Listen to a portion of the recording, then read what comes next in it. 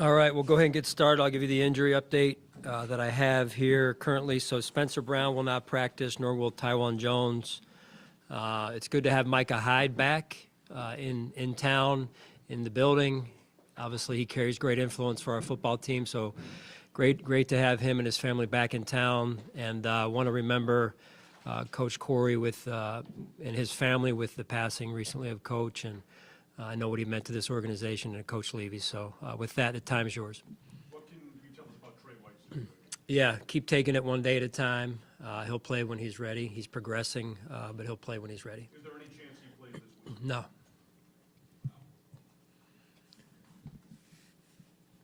Can you, if you could, Sean, Matt Milano, I mean, you've been talking about him for 5 years, but this seems like he just gets better every year. Would you agree with that assessment that he is just getting better and better every year he plays?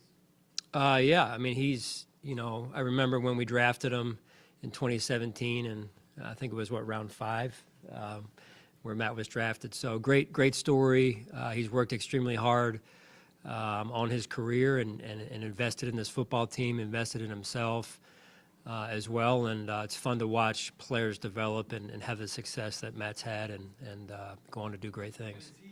Leslie mentioned this the other day, he's a hybrid, and it's kind of how the league is going today at that position there's no longer 250, 60-pound guys. It's these hybrid 225-pound guys that can do it all, right? Yeah, it changes. The game evolves, and so we try to evolve with it, and the college game too evolves. So sometimes that makes it easier, sometimes it makes it harder. In this case, Matt was a player that played kind of in what we call the apex as a hybrid safety player, linebacker a little bit, and he fit what we were looking for, and he's done a great job.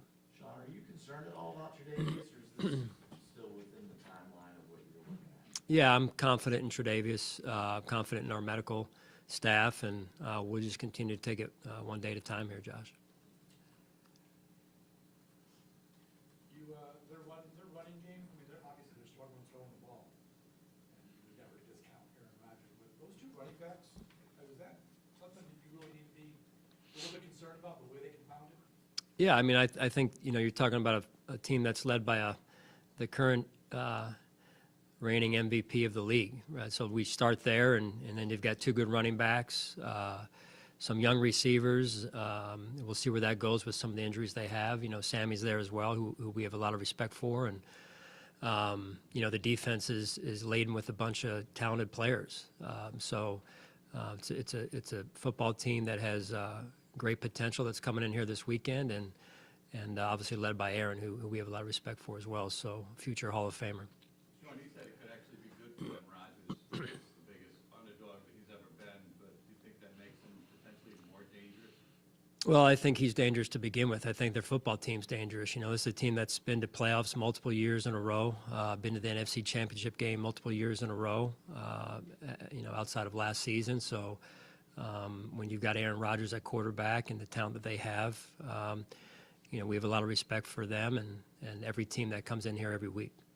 Sean, where's Jake Kumro? Are you expecting him to be back to practice this week? Yeah, he'll practice today. We'll get a better feel for how he's doing at practice starting today. Spencer Brown, would you go so far as to say you're looking at a week-to-week thing, or are you taking it day by day? Just day by day right now. Sean, there's been a couple of trades around the league, including one made by a team in your division. With the deadline next week, how involved do you get in potential conversations with Brandon about what you guys may or may not do as that deadline approaches? Yeah, I mean, first and foremost, I'm confident in the team that we have currently. He always looks, we always look, and he loops me in if and when I need to be looped in. So that's really how our process works. Sean, with Trey, I know he's not playing this week, but he has been around the team again and practicing. So how beneficial is it to have him back and have his personality and his voice back and his work ethic back around everybody? Yeah, that's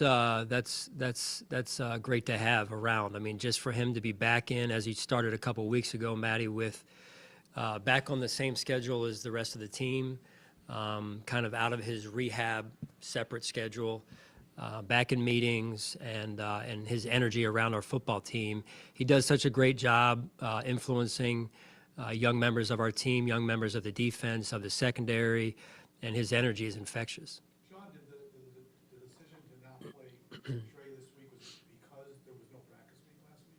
So you only had 3 days of practice. Is that part of what factored into this? I mean, there's a lot of factors that factor, a lot of variables that factor into it, but I just think it's, again, one day at a time, and we will play, he will play when he's ready.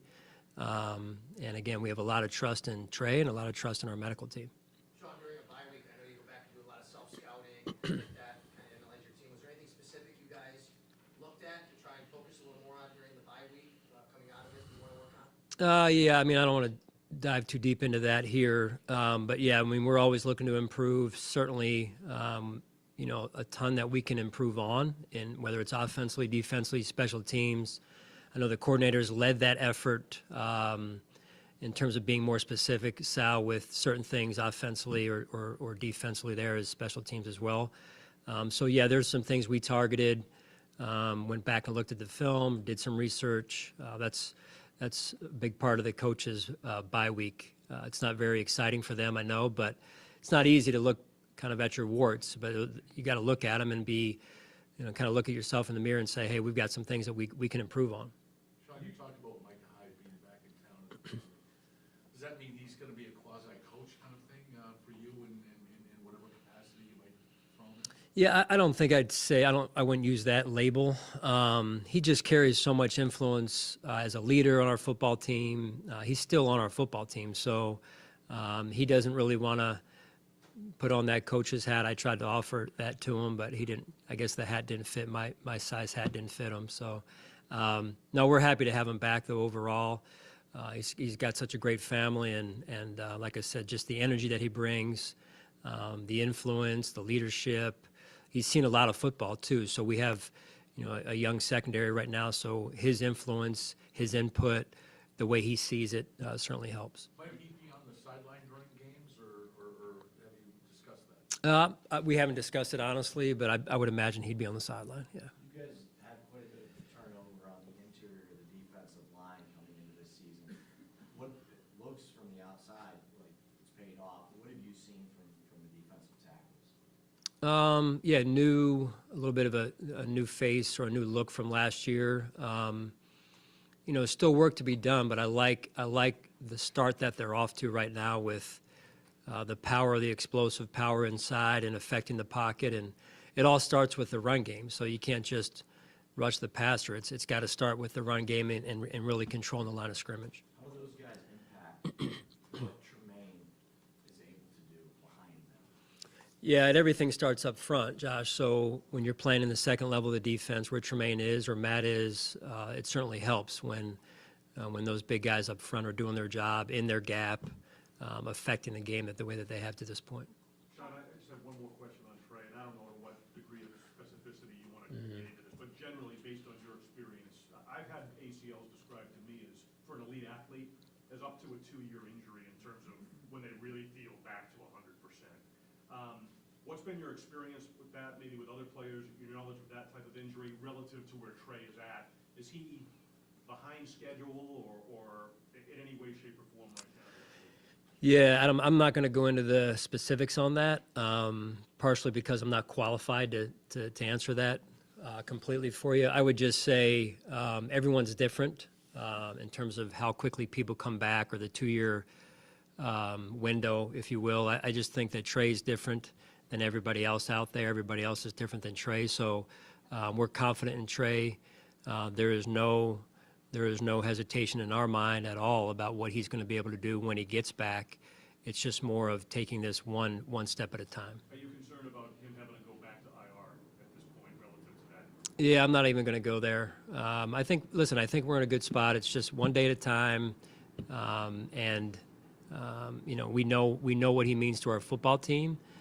We're also confident in the players that have stepped in when he's been out, and they continue to grow, which is good for our football team. And at the right time, Trey will be back, and that'll be a process as well. So right now, we're just taking it one day at a time. Do you plan to still rotate? Do you plan to still rotate the rookie quarterbacks? We'll see. Yeah, we'll just take it one game at a time.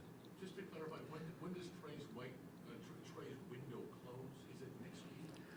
I think it's is it middle of next week, something like that. So we're getting kind of on the back half of the window right now. So yeah. Sean, how hard is it to let Trey accept the one day at a time approach, understanding it's been a while since he's been out there and competitor, he probably wants to get out there right now. Yeah, I mean, believe me, he wanted to get out there in training camp. I mean, that's the type of player he is. That's the type of competitor he is, and we respect that. Number one is his health and safety, and then B2 is what he can do on the field. So, but again, we're just trying to go about things the right way, and take it one day at a time. So, good. Yeah. You talked early in the season about the run game, and you guys were assessing data as you got further into the season. Are you seeing the trends develop the way you'd like to and need to see over the course of the season? You talking offensively? Yeah.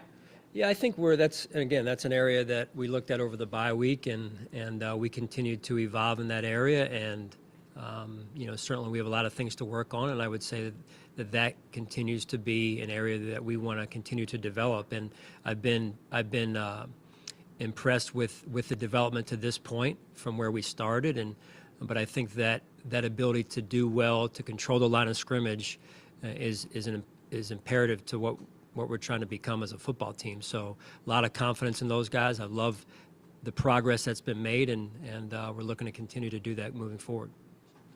Thank you.